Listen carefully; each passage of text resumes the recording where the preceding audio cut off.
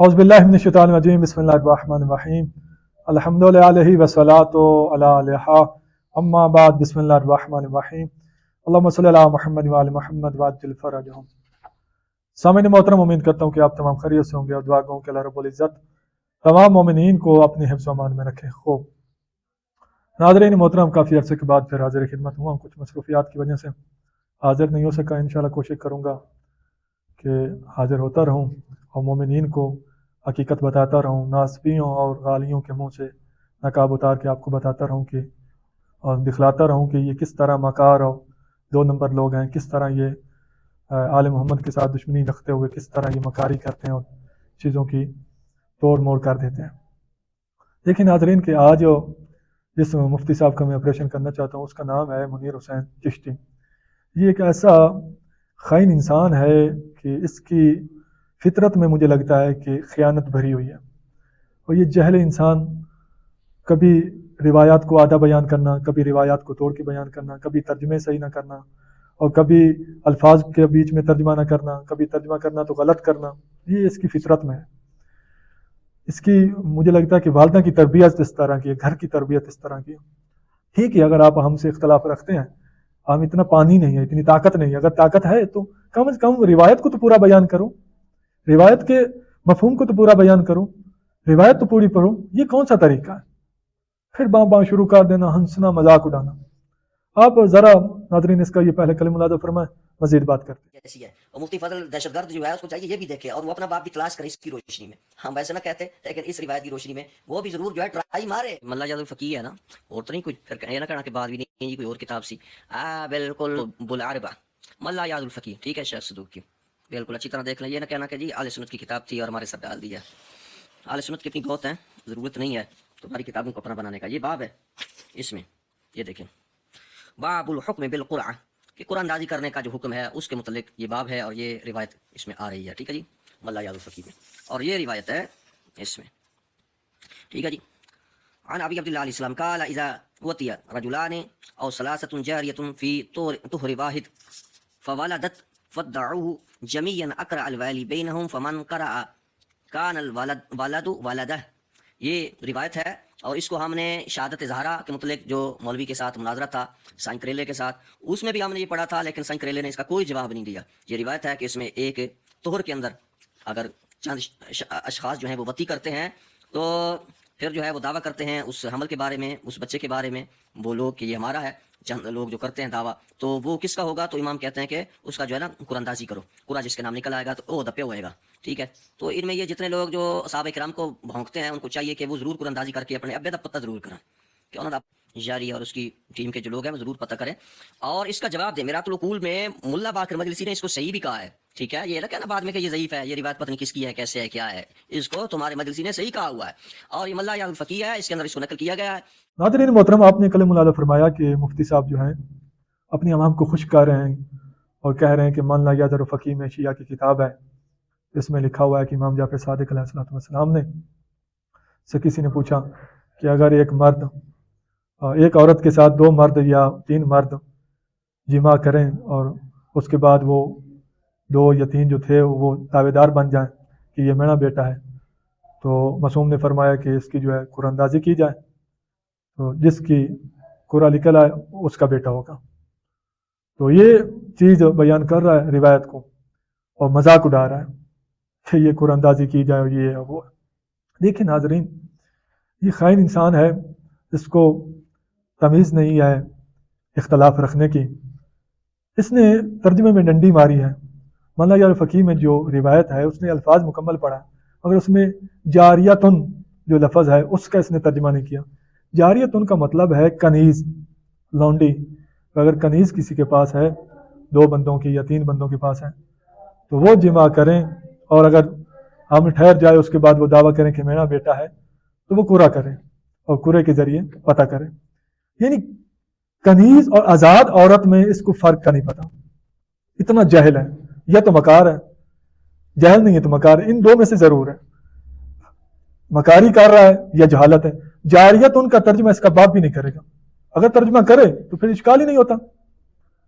कनीज है, आज़ाद औरत के और काम है, मुफ्ती साहब कनीज के और काम है। تو آپ نے جاریت ان کا ترجمہ نہیں کیا. ایسے خبیث النصر یہ انسان ہے. بہت سارے مقام پہ میں آپ کو دکھاتا رہوں گا اس کی جہالتیں کہ یہ معصومین کی طرف تہمتیں منسوب کر دیتا ہے, توہین کرتا ہے. مفتی صاحب بڑے باہر خانے سے کوئی بندہ ملا نہیں بن جاتا, کوئی مفتی نہیں بن جاتا, پڑھنے سے بنتا ہے. ابھی آپ کو تو علم لغت کا بھی نہیں پتا, جاریت ان کا معنی بھی آپ کو نہیں پتا. وہاں بات شروع کر دی ہے شیعہ کے خلاف کہ شیعہ کی کتاب میں لکھا ہوا ہے, یہ لکھا ہوا ہے, صحابہ کے دشمن ہیں تو وہ پہلے قرآن تازی کریں. مفتی صاحب پہلے ہم پہ اشکال کرنے سے پہلے, اور ترجمہ بھی آپ نے غلط کیا, اشکال بنتا ہی نہیں ہے آپ کا, اشکال کرنے سے پہلے کم از کم اپنی کتب کا تو ترجمہ, کتب کا تو مطالعہ کر لو, کم از کم اپنی کتب کا تو مطالعہ کر لو. آپ کی کتب میں کیا لکھا ہے؟ ناظرین ملاحظہ فرمائیں, ان کی کتاب ہے فتاوی عالمگیری.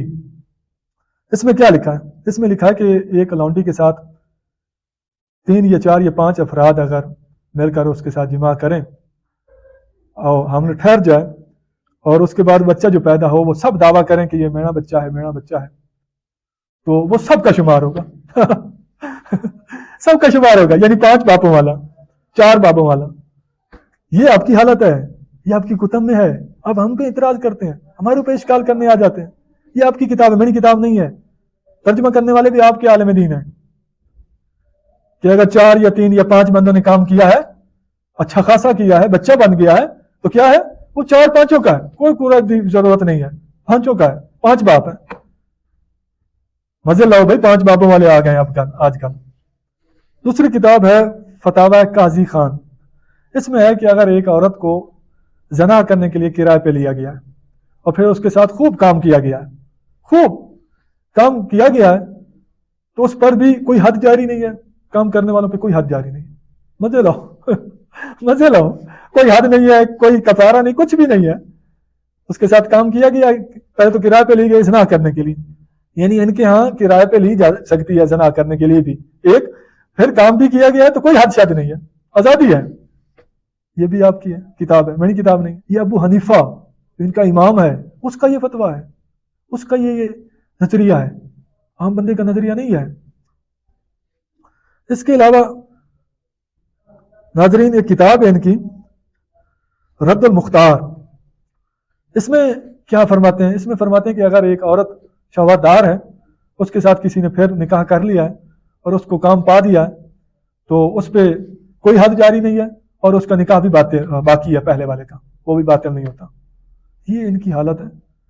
اور یہ اشکال کرنے ہم پہ آ گئے کہ شیعہ کا میں یہ ہے, شیعہ کی کتابوں میں یہ ہے. عجیب ہے بھائی, پہلے اپنی کتاب کا تو ترجمہ پڑھ لیتے ہیں. اس کے علاوہ جو کتاب ہے وہ ہے آپ کے مسائل اور ان کا حل. اس میں بڑی مزے والی روایت ہے. آپ مطالعہ فرمائیں کہ حضرت عمر کے پاس ایک لڑکی آئی, وہ کہتی ہے کہ میں بکریاں چرا رہی تھی تو ایک بندہ آیا میرے پاس, اس نے مجھے 1 مٹھی کھجوروں کی دی, پھر 1 مٹھی کھجوروں کی دی, پھر 1 مٹھی کھجوروں کی دی. اس کے بعد اس نے میرے ساتھ کام کیا, میرے ساتھ ہم بسترے کی. تو میں نے لیے کیا حکم ہے اور اس بندے کے لیے کیا حکم ہے؟ تو عمر نے کہا کہ تمہارا دہراؤ, تمہارا. اس نے یہی قضیہ دہرایا, کہا مہر ہے مہر ہے مہر ہے. یہ مہر ہے, نہ نکاح ہے نہ کوئی سیگا پڑا گیا, اس نے 1 مٹھی دے کے کھجوروں کی کام ٹپا لیا, تو یہ کہتے ہیں مہر ہے. یہ آپ کی حالت ہے بھائی, یہ آپ کے بزرگوں کی حالت ہے. اشکال ہم پہ کرتے ہیں اور ہمارے اماموں پہ اشکال کرتے ہیں. اچھا, اسی کتاب میں دوسری روایت کیا ہے وہ ملاحظہ فرمائیں. دوسری روایت یہ ہے کہ ایک عورت بہت اس کو بھوک لگی, تو وہ جو ہے نا ایک بکریاں چرانے والے کے پاس گئی. اس نے یہی سوچا کہ میں بھوک ہوں, اپنی مٹانے کے لیے جب تک اس کو اپنے نفس کو اس کے حوالے نہیں کروں گی نا, یہ مجھے کچھ نہیں دے گا. وہ گئی اور اس کو اپنا نفس اس کے حوالے کر دیا. اس نے جو ہے نا اس کو 3 مٹھیں جو ہے نا کھجوروں کی دی. 3 مٹھ کھجوری کی دینے کے بعد اس نے اس کو کام کیا, اچھا خاصا کام کیا. کام کرنے کے بعد وہ حضرت عمر کے پاس ہے, تو حضرت عمر نے یہ قضیہ سنا تو تکبیر کہی اور کہا یہ مہر ہے مہر ہے مہر ہے. اس طرح یہ مہر ہے. یہ تو حالت ہے آپ لوگوں کی. آپ مفتی بنتے ہو, شیعہ پہ اشکال کرتے ہو, آپ کی کتب کی یہ حالت ہے. آپ کی کتب میں یہ لکھا پڑا ہے, کوئی نکاح نہیں ہے, کوئی سیغہ نہیں ہے, کچھ بھی نہیں ہے, صرف 1 مٹھ دو اور کام وگاؤ, پھر کہو یہ مہر ہے. یہ تو آپ کے مفتی اعظم خلیفہ آپ کے ثانی نے یہ حالت ہے اس کی، اس نے یہ فتویٰ دیا، آپ ہم پہ اشکال کرتے ہو۔ مفتی صاحب پہلے اپنی کتب کا مطالعہ کرو، اپنی کتب کا مطالعہ کرنے کے بعد ہم پہ تحقیق الزامات لگانا شروع کرنا۔ جب تک آپ اپنی کتب سے واقف نہیں ہوتے ہم پہ کوئی اشکال نہیں کر سکتے، اور ہماری کتب پہ اگر آپ کو کوئی اشکال ہے یا کسی فرمان پہ، کسی حدیث پہ، معتبر پہ، ہمت ہے تو پوری حدیث پڑھو اور صحیح ترجمہ کرو، میں دیکھوں گا کیسے آپ اس طرح کرتے ہو۔